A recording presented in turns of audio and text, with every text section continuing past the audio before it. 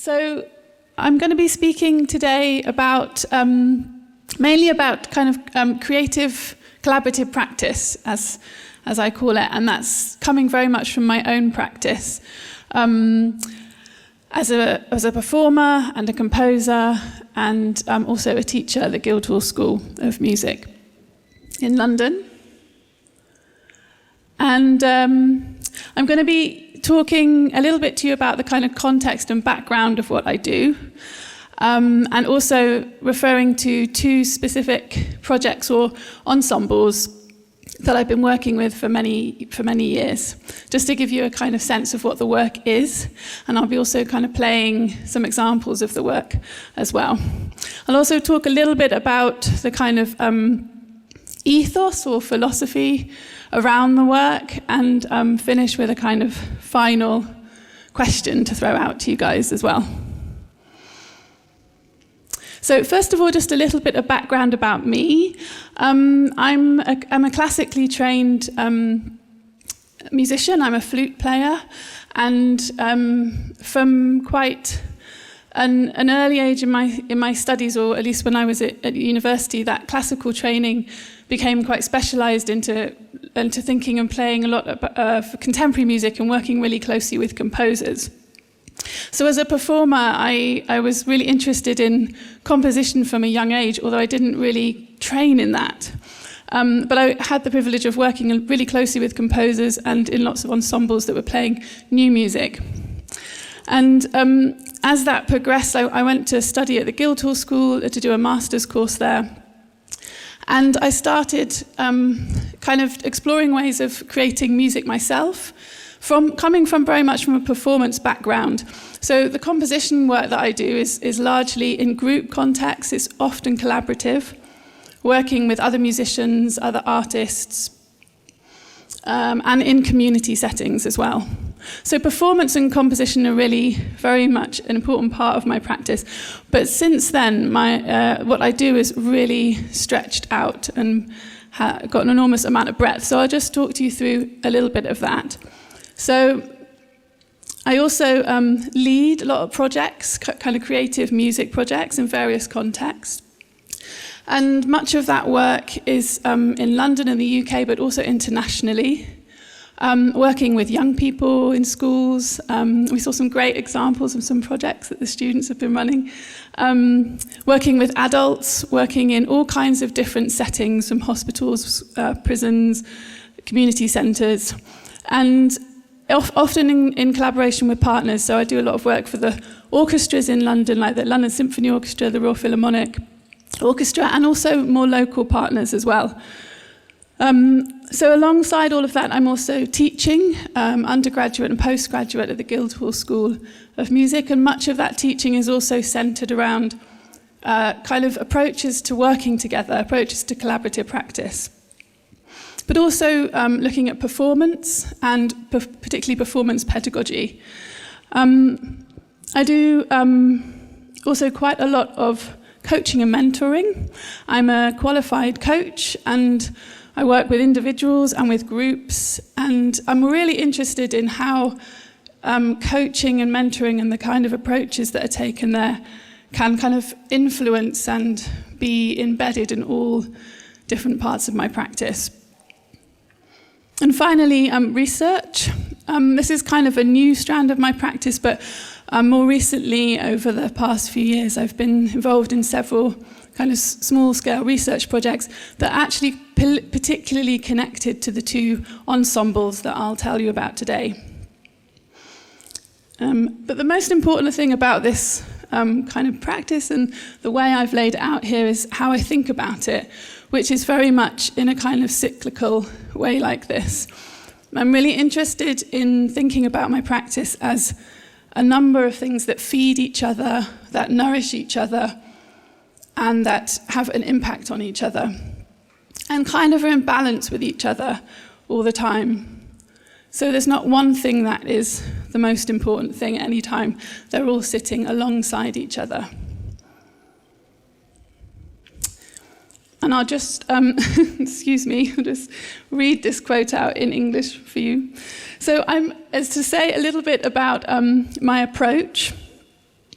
I've kind of borrowed the words of an American dancer and choreographer called Liz Lerman. Some of you may have heard of her. And she says, being broad in a narrow world requires considerable skill, including holding ideas in multiplicity, making rules as well as breaking rules, and persistent inquiry.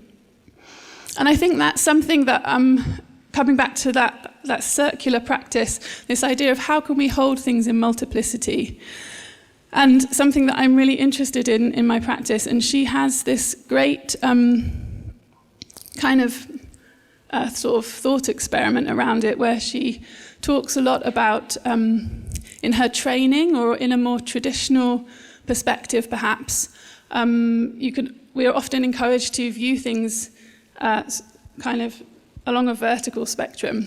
So thinking about something as being above something else. And that could be just how you think about music, different kinds of music. It could be how you kind of place value judgments on different things in your own life. And she tried something one day where she just thought, what if I flip from this to this? And just start to think about things that more along a spectrum. And this was quite powerful to her, and it had a really big impact on me when I heard her talk about it, and was really helpful in trying to understand how I want to think about what I do, and also the kind of world that we're in more generally. So trying to think about things as being along or between or around each other, rather than one being on top or below the other. So in the work that I do, I'm working professionally, doing professional performances. I'm also working in community settings, and I'm trying to see those things as being alongside each other, rather than one being better or worse or more important or more valuable than the other. And she says, if we are lucky enough, we can actually take the long highway between the sometimes opposing forces, discovering information that can feed our artistic impulses all along the way.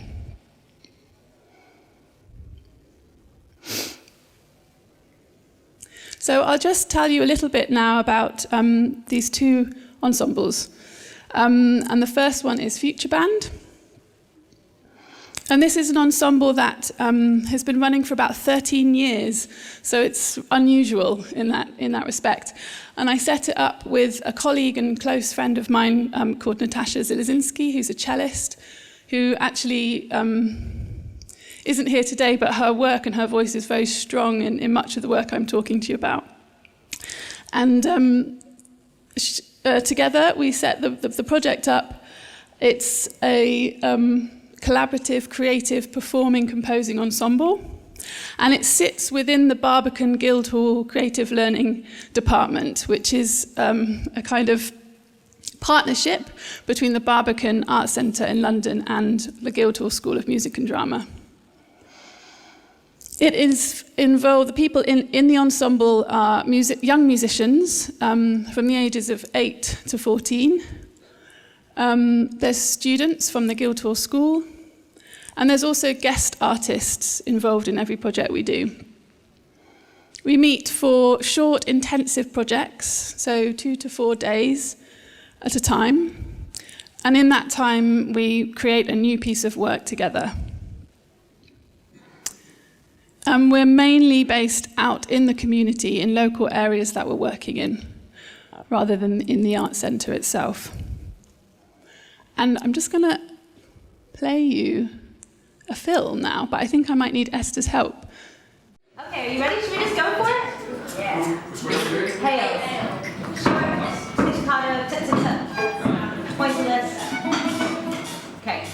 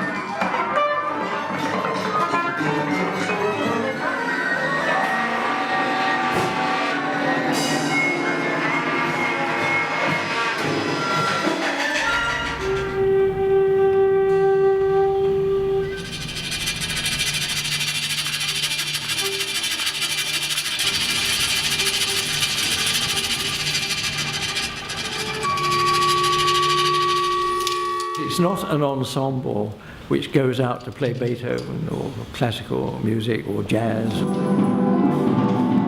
It's not locked into any genre.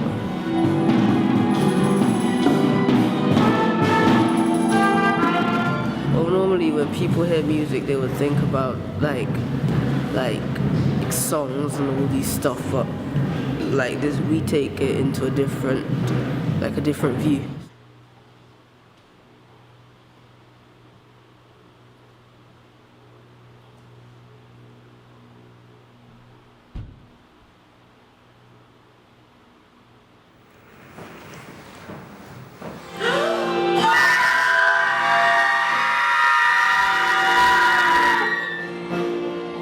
Normally, we will start off with the main idea and then we'll split into groups.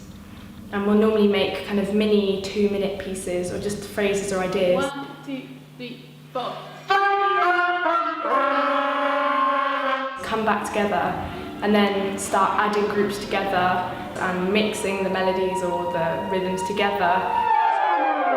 It will start to get a natural feel of where the music is flowing from. And then it kind of all slots into place normally. For the kids, what really matters for them is they're playing the music that they're making. They have a strong sense of ownership, a strong sense of authorship. You never feel like it's all everyone else's ideas. There's always something that's yours and that you have created. Can we make it more? It's a very, very powerful model of learning because it really respects the voices of anybody in the group. So somebody young with an instrument who hasn't learned very much on it might be completely like, let's do this, and it's weird and it's random, but because they're younger and they don't know about their instrument, they'll just think of it, and that just completely affects the entire group. If all you could do is play one note, and you do it in a musical way, at an appropriate moment in the structure of a piece, that is a valid contribution. Everyone has their own backgrounds and they have their own style and their own speciality, and everyone brings their own thing, but it ends up making one piece, which I think is really incredible.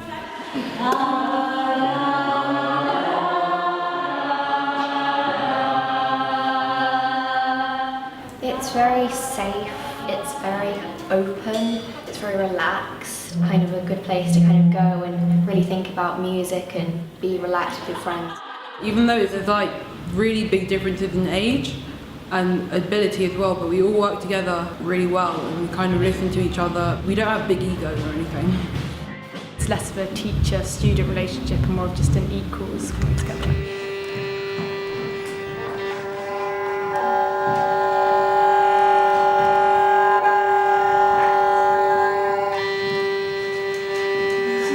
When you're really encouraged to explore your instrument and make different sounds on your instrument, and you just get to know all the different kinds of sounds it can make. It's kind of encouraging you to be more adventurous. There are so many sounds that you can make, but so many people don't use them. Futureman kind of broke down those boundaries of what you can and can't do in different styles.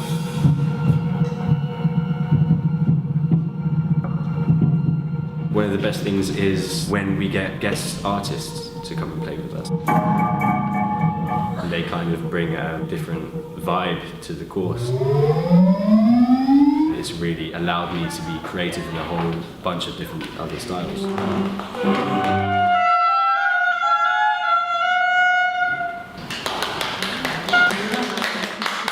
I have a bit more like expression, like I feel the music a bit more instead of just kind of straight, not thinking, just playing.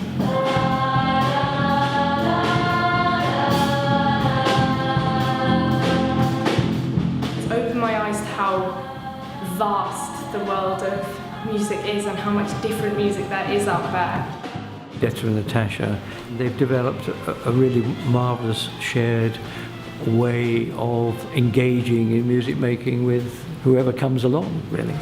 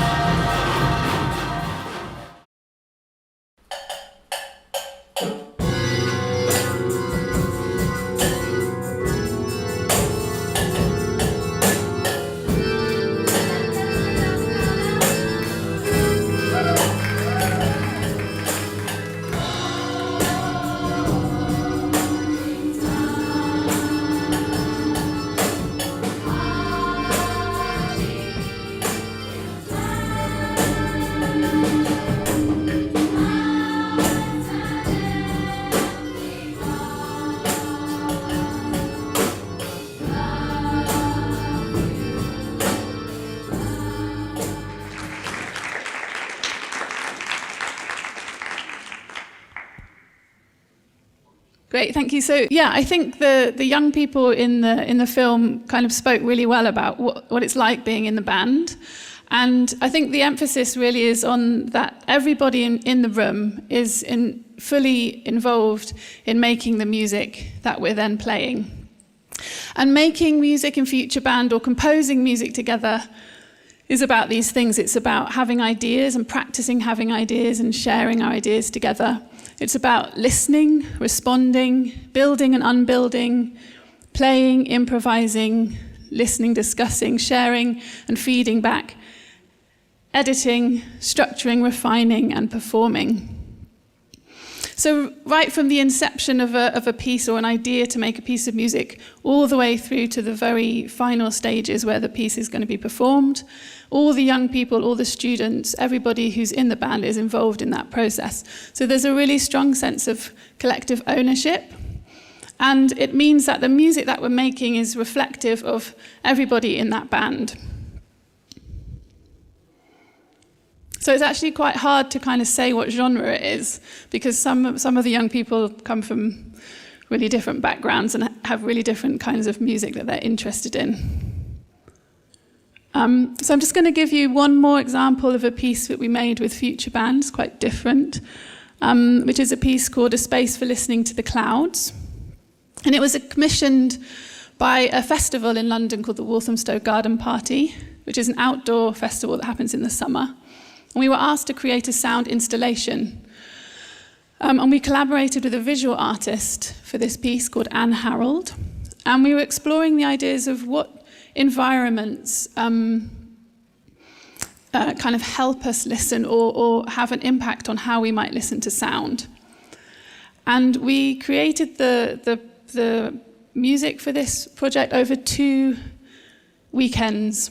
And I've called them kind of laboratory-style weekends, meaning just like in a kind of science lab, which where the environment is quite experimental. And it's really about testing things out, trying and trying again. So to give you some examples, in the first weekend, we did lots and lots of different kinds of things. We went for sound walks, we walked outside, we did recordings. We did lots of work where we kind of visualized by drawing and making, using materials and all kinds of things, different listening spaces and kind of structures and sculptures. And we did lots of tests on our instruments, just coming up with ideas, playing with sound, thinking about clouds, which is what we kind of decided to make our theme. And from that, we then moved into a second weekend where we were really developing and refining that material. And as that was happening, small pieces were being kind of edited together and made, and at the same time being recorded live. So there was a very kind of busy, active live recording session happening simultaneously to the music being made. So quite fresh kind of compositions coming out. We then took that material and created a 20-minute sound sculpture. And I'll just show you a couple of pictures to give you an idea of what that looked like. So it was played on wireless headphones. And Anne created these kind of kite-like structures that were made of gauze. And so they also had their own sound that they made in the wind, and kind of were about encouraging you to look in a different way, to look up. And then you had this kind of piece that was played through headphones. And I was just going to play you a tiny extract of that piece so you can maybe just imagine.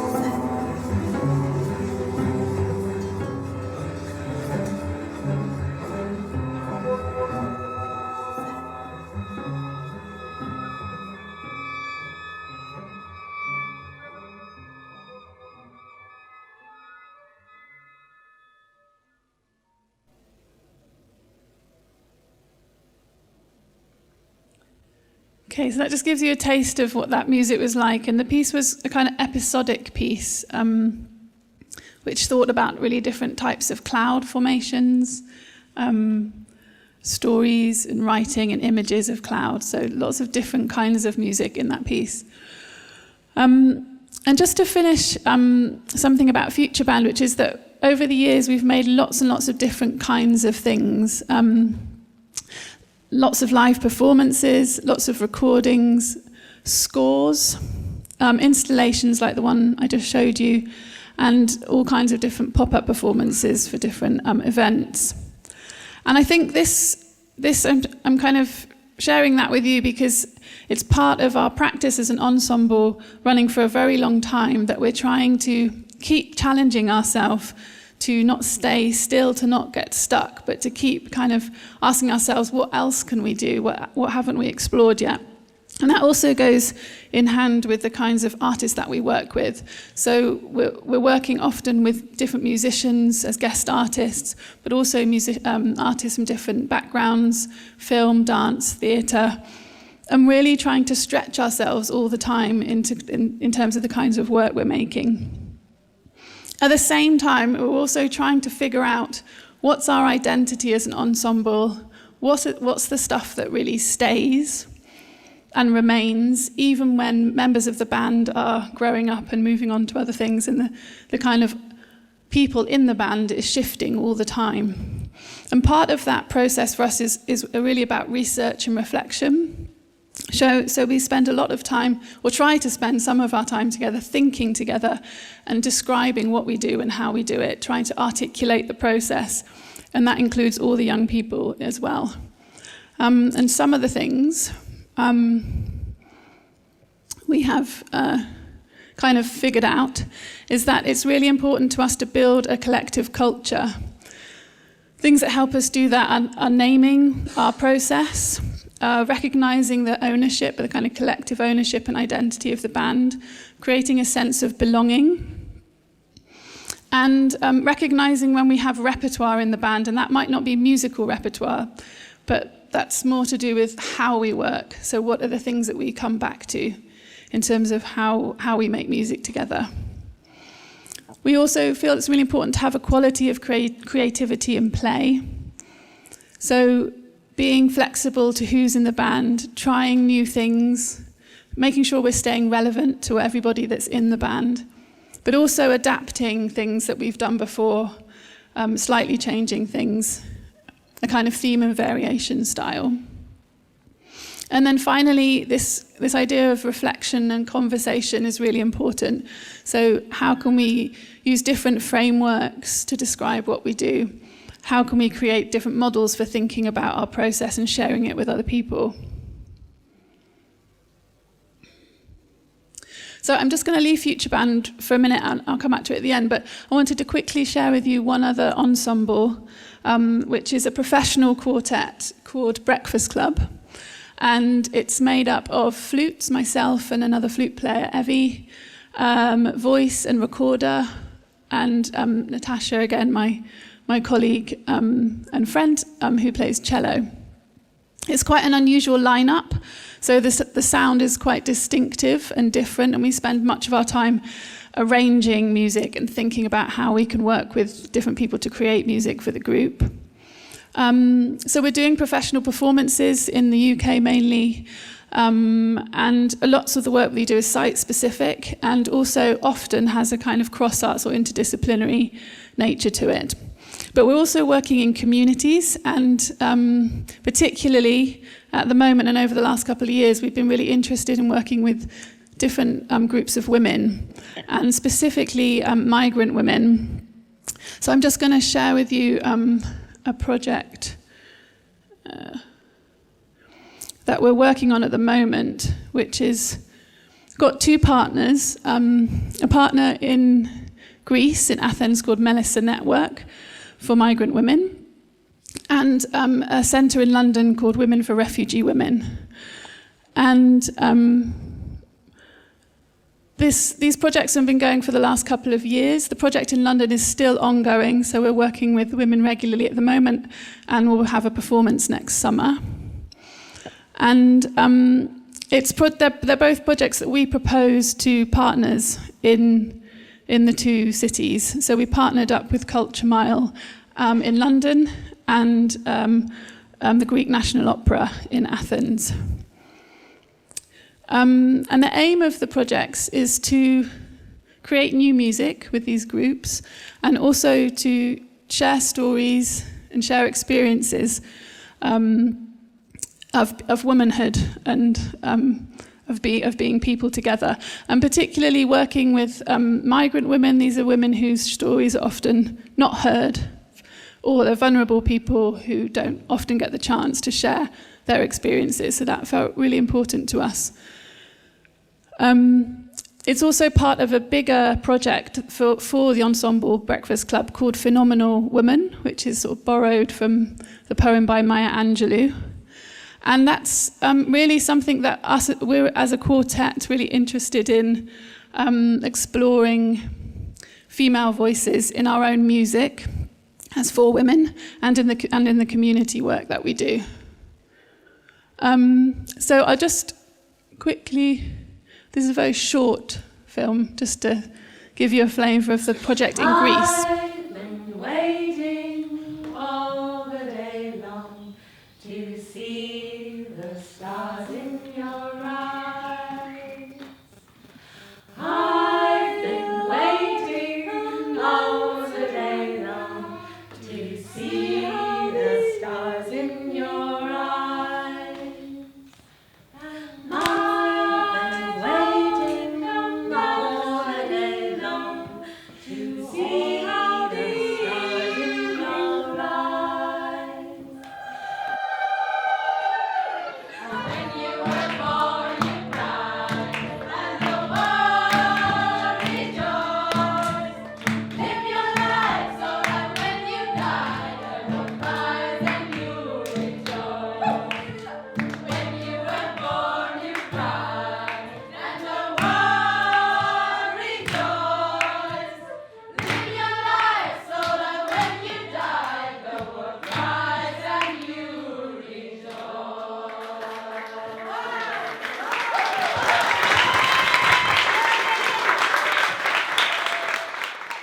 So again, it just gives you a flavour of the work, and again, I think the important thing for me in this project is that the Ensemble Breakfast Club is working in parallel with the community work that we're doing. So when we were working in Athens, we were working in the mornings with the women at the centre, and then in the afternoons we were continuing our own practice as composers and performers, creating music in response to and inspired by the work we were doing in the centre. And that really fed into the performance as well. And the same thing happens in London with a project that's happening at the moment. And so there's a sense, again, that the work isn't separate or different from each other, that it's really integrated. And it's really important to us as a quartet that that's something that is happening and that we're committed to and interested in. So another output from this project is an album that we're currently preparing to record, which is going to be a kind of recording of not music made in the projects themselves, but music that we've created inspired by the work, music by female composers and newly commissioned work, and also folk songs, and that really highlight the kind of voice of women.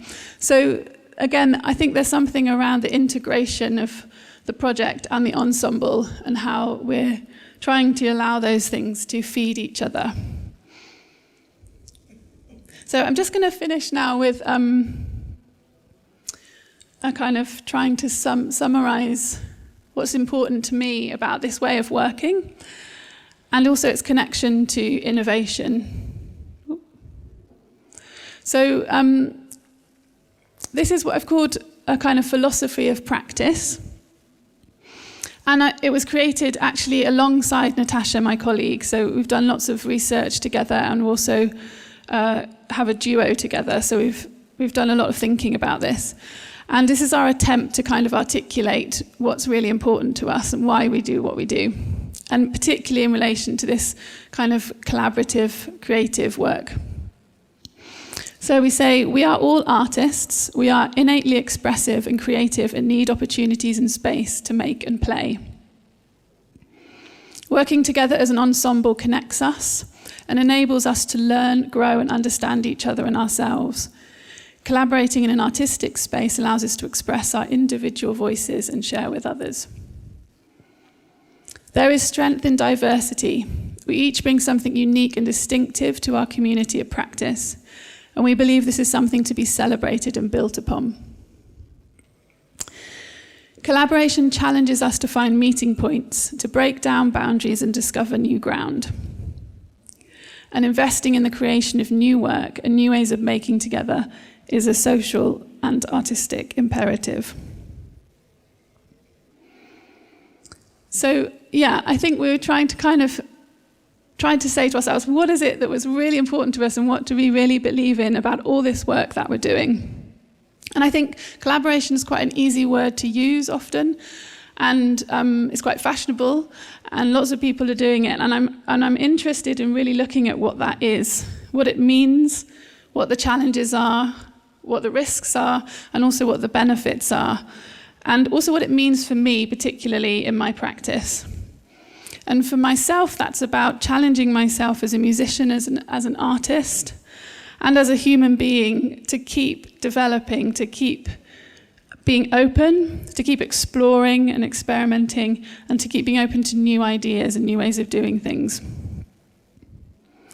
It also encourages me to keep working on the skills that I think are really needed to do that kind of work.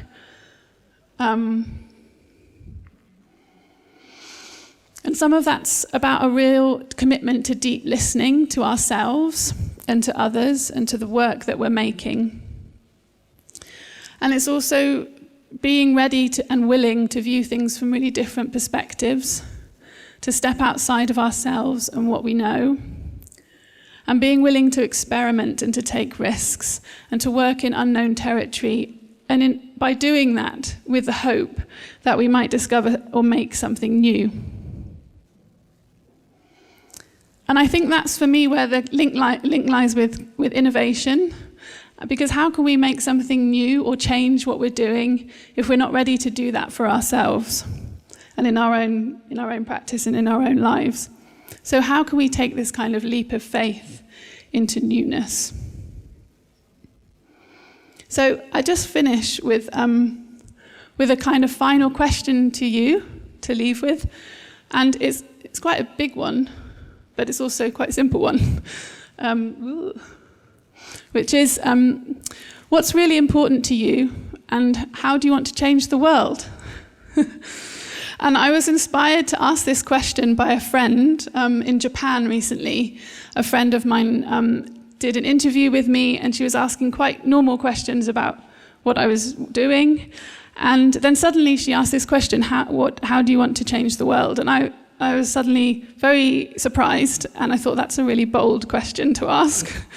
But when I thought about it, I thought, actually, it's really important, and it feels quite big, but maybe it's quite simple. And she got me thinking. And I think it's kind of like, what do we want to change in the world with our music? What kind of change do we want to make with the art that we're making, with the work that we do, and with the way that we're living our lives? And for me, and especially in where I come from in the UK and in London, there's a very a big feeling of division, and that's really difficult to live within. So I'm kind of interested in how this way of working can also make an imprint on the world, how even in small ways, what we do and how we make music and how we create with other people can have even a tiny impact on the people around us. So it's a big question, but I'm thinking about it also quite locally, and I'd like to kind of finish by throwing that out to you guys just to think about today. Thank you very much.